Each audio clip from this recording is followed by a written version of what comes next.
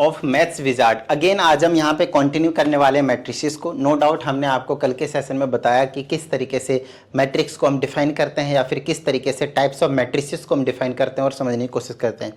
तो आज जो हम डिस्कस करने वाले हैं वो मैट्रिसेस को थोड़ा सा कंटिन्यू करते हैं।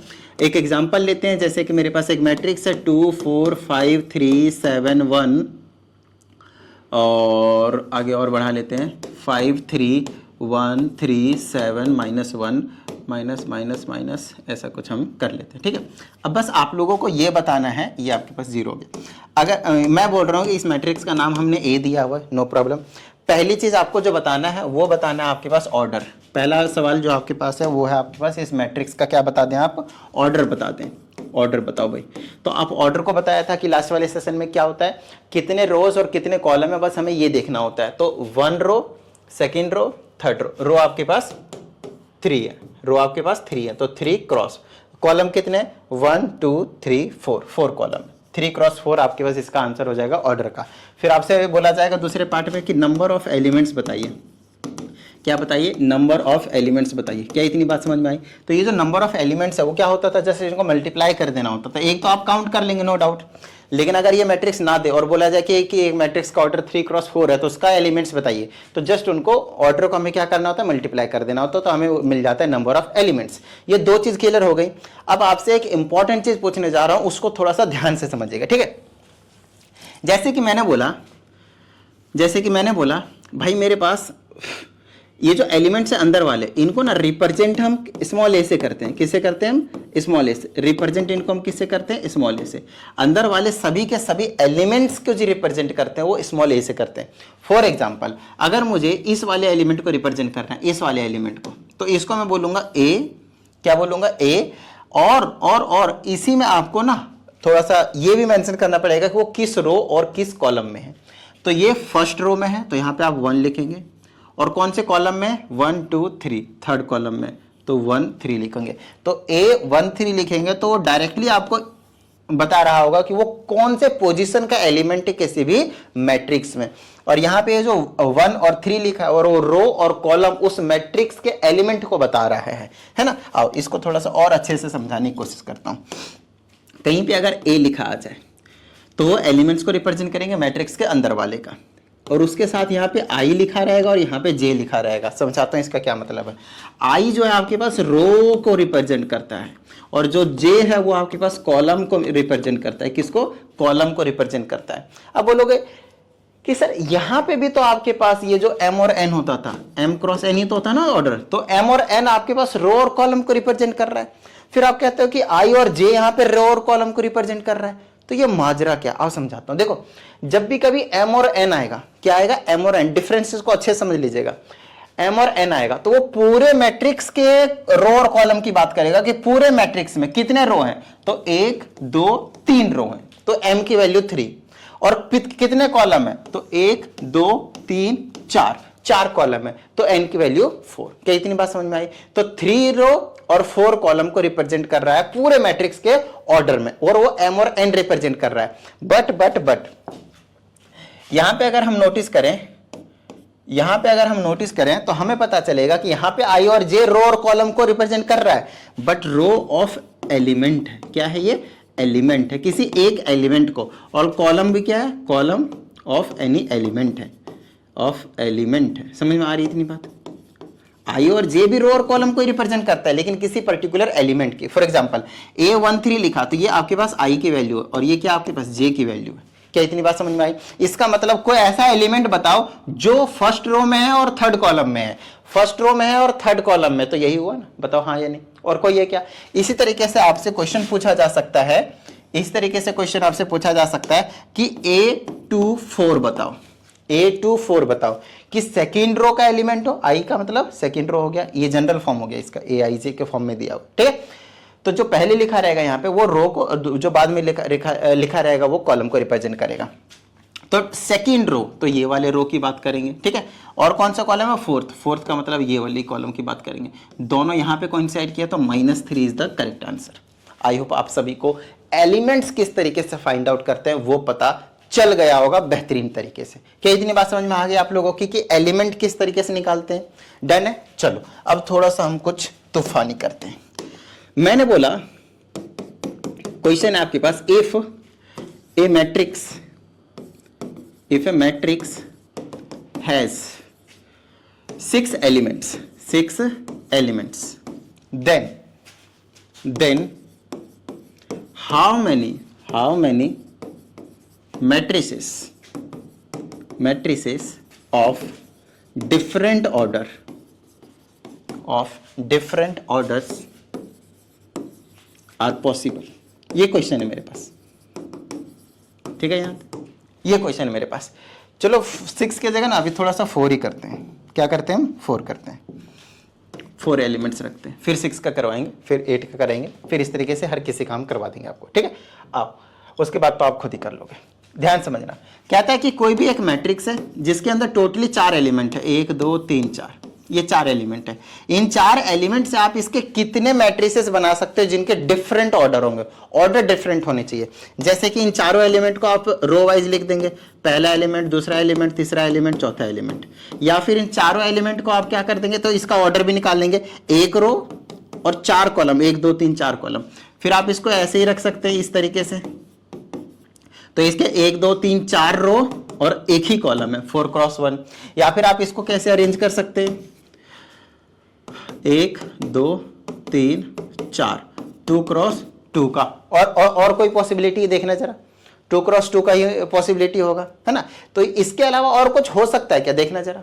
और कुछ भी नहीं हो सकता, सिर्फ और सिर्फ आपके पास इतना ही पॉसिबिलिटी है। इसके अलावा आप कैसे भी एलिमेंट्स को अरेंज करेंगे यही ऑर्डर वाले मिलेंगे। तो आपके पास डिफरेंट ऑर्डर कितने मिले, 1, ये वाला 1 कहां से आया, 1 2 और एक ये 3। तो ये 3 मैट्रिक्स जो है वो डिफरेंट ऑर्डर के आपको देखने को मिलेंगे। तो क्या सर यहाँ पे 4 के जगह अगर मेरे पास 44 कर देगा तो भी हम ऐसे ही करके देखेंगे? बिल्कुल नहीं। तो इसका शॉर्टकट करने का तरीका क्या होगा, अब समझाता हूं। जैसे कि 4 का फैक्टर निकालोगे, जैसे 1 से कटता है, 2 से कटता है और 4 से कटता है, क्या और किसी से कटता है? नहीं। समझ में आ रही है इतनी बात? तो हम क्या करेंगे, ऐसे 2 एलिमेंट चूज करो, जिनको मल्टीप्लाई करके 4 आता हो, 4 आता हो। तो क्या आप क्या करोगे, 1 4, 1 क्रॉस 4। फिर क्या करोगे, आगे पीछे भी कर दोगे, कोई प्रॉब्लम नहीं, डिफरेंट ऑर्डर होता है, ठीक, डिफरेंट ऑर्डर हो जाता है। फिर 2 का करोगे तो 2 × 2, और तो कुछ होगा नहीं। अब इसको आगे पीछे करने से ऑर्डर थोड़ी चेंज होगा, सेम है ना, इसीलिए ये सिर्फ 3 पॉसिबिलिटीज होंगे। अब इसी को थोड़ा सा और अलग तरीके से समझने करते हैं। अगर टोटली 6 एलिमेंट आ जाए तो डिफरेंट ऑर्डर्स क्या होंगे? 6 एलिमेंट के केस में आपके पास डिफरेंट ऑर्डर्स क्या होंगे भाई, देखना जरा।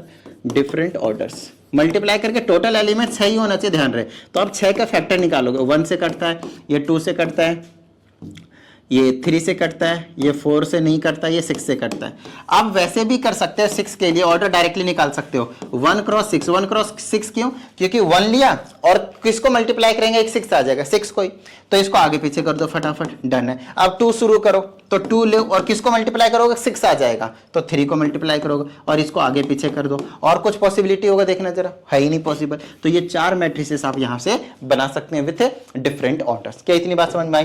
थोड़ा सा और इसको समझने की कोशिश करते हैं। जैसे 12 आया, तो 12 के डिफरेंट ऑर्डर क्या होंगे? पहला तो 1 क्रॉस 12 आएगा और इसको आगे पीछे कर देंगे तो 12 क्रॉस 1 आया। फिर 2 से शुरू करेंगे, 2 किसको मल्टीप्लाई करेंगे, 12 आ जाए, 6, तो 2 क्रॉस 6 और 6 क्रॉस 2 का मिल सकता है। फिर 3 पे जाएंगे, 3 से किसको मल्टीप्लाई करेंगे, 4 को, फिर आगे पीछे कर देंगे 4 क्रॉस 3। 5 कर सकते हैं, 5 में किसको मल्टीप्लाई करोगे कि 12 आ जाएगा, फ्रैक्शन में नहीं देना होता, ठीक है ना, रो कॉलम फ्रैक्शन में नहीं होता। तो 5 तो नहीं ले सकते, अब 6 ले लो, तो 6 क्रॉस 2 ले लो, ये ले चुके हैं, ये 6 क्रॉस 2 ले चुके हैं। तो इसके अलावा और वापस वही चीज रिपीट होना शुरू हो जाएगा ना, वही चीज रिपीट होना शुरू हो जाएगा। इसके अलावा और कोई पॉसिबिलिटी जो है आपको देखने को नहीं मिलेगा। समझ रहे हो? समझ में आई ना बात की किस तरीके से यहाँ पे काम हो रहा है, ठीक है। अच्छा, एक इंपॉर्टेंट चीज ध्यान समझ जाएगा, अगर कभी आपको प्राइम नंबर दे दें, जैसे कि आपकी बार मैंने बोला कि भाई मेरे पास ना 13 एलिमेंट्स है, कितने? 13 एलिमेंट्स है। तो प्राइम नंबर के केस में क्या होता है, ये इसका फैक्टर क्या होगा, 1 लेंगे और 13 से करेंगे, फिर 13 लेंगे और 1 से करेंगे। इसके अलावा कुछ पॉसिबिलिटी होंगे क्या? नहीं होंगे। तो जब भी कभी प्राइम नंबर वाले एलिमेंट्स दिए जाएंगे तो हमेशा सिर्फ और सिर्फ 2 ही डिफरेंट ऑर्डर के मैट्रिसेस जो है आपके पास पॉसिबल होगा। इतनी सी चीज बता दो, अगर ये चीज क्लियर हो गई है तो समझ में आई इतनी बात, डन है। चलो, अगर इतनी सी बात आप लोगों को क्लियर हो गई है, फिर क्या बात है, फिर तो आगे बढ़ जाएंगे, ठीक है। अब डिफरेंट नेक्स्ट जो टाइप का क्वेश्चन आपसे पूछा जाता है वो ऐसा कुछ रहेगा। क्वेश्चन आपके पास construct construct a 2x2 matrix, ठीक है ना, और कंडीशन गिवन होगा। कंडीशन क्या है कि जो ए आई जे है वो किसके इक्वल है, आई प्लस जे के इक्वल है। सिंपल, वेरी इजी, ठीक है, आई प्लस जे के इक्वल है। तो अब मेरी बात ध्यान से समझिएगा, मैं कहता हूं कि मुझे एक मैट्रिक्स बनाना है, किसका, 2x2 का। तो मैं बोल सकता हूं कि एक मैट्रिक्स अगर मैं 2x2 का बनाता हूं तो रो, यहां पे ऑर्डर लिख दिया मैंने 2x2, मतलब 2 ही रो होंगे और 2 ही कॉलम होंगे। बोले हाँ नहीं, 1 1 2 फिर 1 1 2, ऐसा कुछ काम हमें देखने को मिलेगा। ठीक है सर, इसका मतलब एक एलिमेंट यहां, एक एलिमेंट यहां, फिर एक एलिमेंट यहां और एक एलिमेंट यहां रखा जाएगा। इसमें तो कोई डाउट नहीं, समझ में आ रही बात, क्योंकि अंदर के एलिमेंट्स को हम क्या करते हैं, स्मॉल ए से रिप्रेजेंट करते हैं। यहां तक क्लियर हो गई बात, ठीक है। अब मैं क्या करूंगा, अब इनके ना जिस भी पोजीशन पे हैं रो और कॉलम के हिसाब से उसका मैं नामकरण कर दूंगा। जैसे कि फर्स्ट रो फर्स्ट कॉलम में, तो रो कॉलम ऐसे करके जनरली रो कॉलम, ये रो को रिप्रेजेंट करता है, ये कॉलम को। ये फर्स्ट रो में है लेकिन कॉलम इसका सेकंड है, ठीक है। ये सेकंड रो में, ये सेकंड रो में है लेकिन कॉलम इसका फर्स्ट का है। ये सेकंड रो है लेकिन कॉलम भी इसका सेकंड ही है। समझ रहे हो मेरी बात को? तो इनका ना पोजीशन का नाम दे देना है। अब हम क्या करेंगे, आपको यहाँ पे कंडीशन दिया हुआ, देखो ए आई जे किसके इक्वल, आई प्लस जे। तो यहाँ पे ना इस वाले एलिमेंट को निकालना चाहते हैं, तो यहाँ पे लिखूंगा 1 1। तो ये आई है और ये जे है, हमेशा ऐसे होता है, ये आई है, ये क्या है, जे है आपके पास। तो आई के प्लेस पे यहाँ पे कंडीशन देखो 1, फिर जे के प्लेस पे 1, 1 + 1 क्या आया 2। इसका मतलब हमारा जो मैट्रिक्स होगा उसका जो फर्स्ट एलिमेंट होगा वो यहाँ पे 2 रखा जाएगा।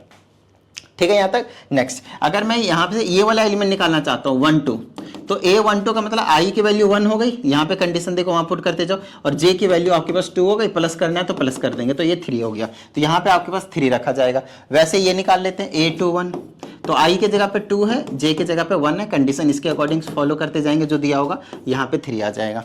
फिर ये वाला निकाल लेते हैं 2, A22, तो रो भी 2 कॉलम भी 2 ऐड करेंगे 4। तो ये आपका मैट्रिक्स जो आपके पास तैयार हो गया 2x2 and according to this given condition.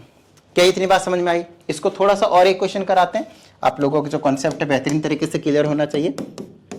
फिर से आपके पास सेम क्वेश्चन है कि construct a 2x3 matrix, 2x3 matrix with a I J is equal to I minus J modulus to the square divided by 2। ध्यान समझिएगा, ऐसा कुछ condition आपको गिवन मिल सकता है, कोई बड़ी चीज नहीं है।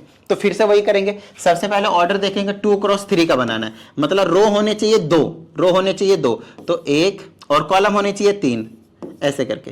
तो इस तरीके से हमें एलिमेंट बना लिख दिया हमने। फिर इनके पोजीशनिंग कर देंगे भाई कि पोजीशन कहाँ कहाँ पे इनके, तो ये 1 1 है, ये 1 2 है, ये 1 3 है ना, ये 2 1 है, ये 2 2 है, ये 2 3 है।